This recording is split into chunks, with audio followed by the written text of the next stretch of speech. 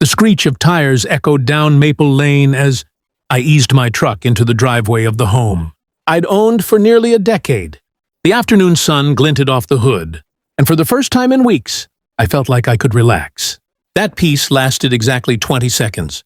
From across the street, a sharp, accusing voice cut through the air. "You can't park there!" I turned to see Karen, our HOA president, storming toward me in a floral blouse and oversized sunglasses. Her clipboard was clutched like a weapon.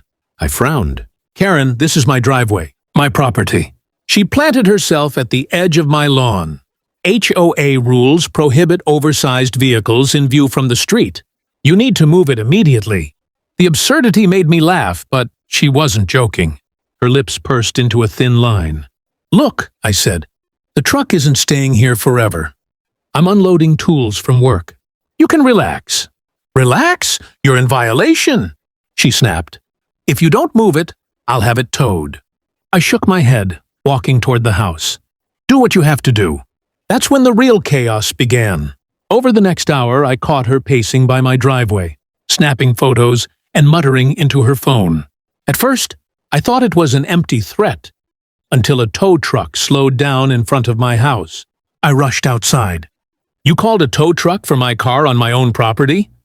Karen smirked. "HOA business, nothing personal." I blocked the tow driver's path. "Not happening. You touch this truck, and I'm calling the police." Her smirk faded into something darker. She stepped forward, pointing a manicured finger at my chest. "You think you're above the rules, but I'll make sure you're removed from this neighborhood." That night, I caught movement on my security cameras. Karen, in the dead of night, measuring the boundaries of my driveway with a flashlight and tape measure. She even tried stepping onto my property to mark it with chalk.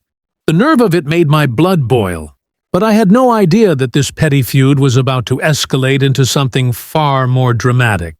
The kind of scene you'd only expect to see in a courtroom, because Karen wasn't done. Not even close. By the next morning, I'd already filed a complaint with the local police, showing them the security footage. The officer who visited me just shook his head. "Trespassing's a gray area unless she damages something. But keep your cameras rolling." Karen must have sensed the pushback, because she came back swinging, metaphorically at first. She left printed violation notices on my front door, my mailbox, and even taped to the truck's windshield. Each one was written in bold red ink, stamped with an HOA seal like some kind of legal decree. 2 days later, things took a bizarre turn. I came home from work to find her, not just on my driveway, but halfway into my truck's cab, rummaging around like she owned it. "Karen!" I shouted, sprinting toward her. "What on earth are you doing?" She jumped, dropping my glove box contents onto the seat. "You're in violation. This vehicle must be moved. You're breaking into my truck." Before she could reply, my neighbor Tom emerged from his porch, phone in hand. "Already calling the cops," he said.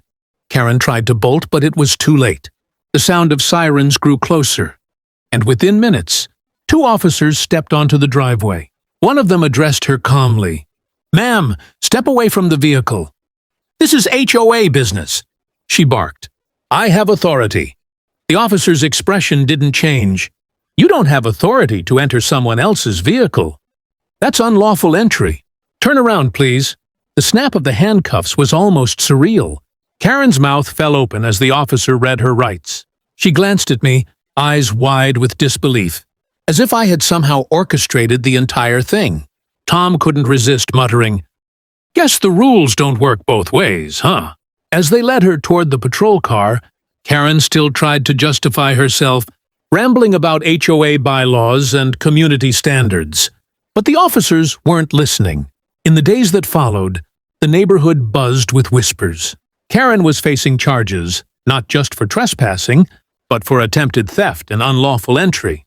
The HOA board scrambled to elect a temporary president, and though some members tried to defend her, most quietly distanced themselves. My driveway was now the most peacefully parked place in the neighborhood. Sometimes, standing your ground isn't just about property. It's about making sure people know they can bully their way into controlling your life.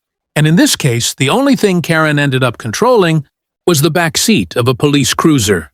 If you enjoyed watching HOA Karen's outrageous plan backfire, make sure to hit that subscribe button so you don't miss the next jaw-dropping neighborhood drama. Give this video a like if you think I was right to stand my ground, and drop a comment below telling me what you would have done if Karen tried this on your property.